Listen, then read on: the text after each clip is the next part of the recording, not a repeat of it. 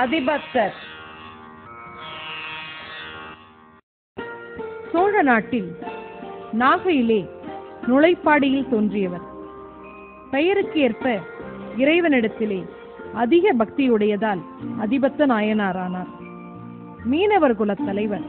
தினமும் தான் பிடித்து வந்த முதல் மீனை இறைவனுக்கு சிவார்ப்பணம் என்று கூறி கடலில் விட்டு விடுவது வழக்கம்.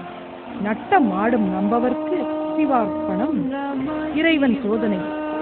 ஒரு நாள் ஒரு மீன் மட்டும்தான் கிடைத்தது. அதனையும் சிவார்ப்பணம் என்று கூறியே கடலில் விட்டுவிட்டார். இதே போல தொடர்ந்து நிகழ்ந்து கொண்டிருந்தது. இதனால் அவரும் சுற்றத்தாரும் குடும்பமும் குழந்தைகளும் வறுமையிலே வாடினார்கள். உண்ண உணவு இல்லை. ஒரு நாள் கடலுக்கு செல்கிறார். அன்று வெகு நேரம் எந்த மீனுமே அகப்படவில்லை. சில நேரம் கழித்து ஒரு தங்க மீன் கிடைக்கிறது.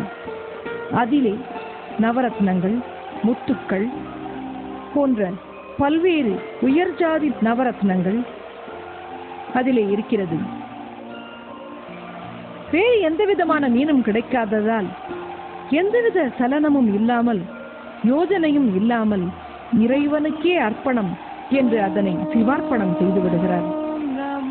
அடியவரின் இந்த பற்றற்ற நிலை கண்டு இறைவன் காட்சி கொடுக்கிறார். பிறகு சிவபதம் அடைந்தார். பற்றாத அன்பினால் சிவ பரம்பொருளை தரிசித்து பரகதி அடைந்தார். இந்த புராணத்தை பார்க்கும்பொழுது வறுமையில் கூட அவருக்கு எப்படி இந்த எண்ணம் வந்தது? பொன் மீனை பெற்று வறுமையை போக்கிக் கொண்டிருந்திருக்கலாம்.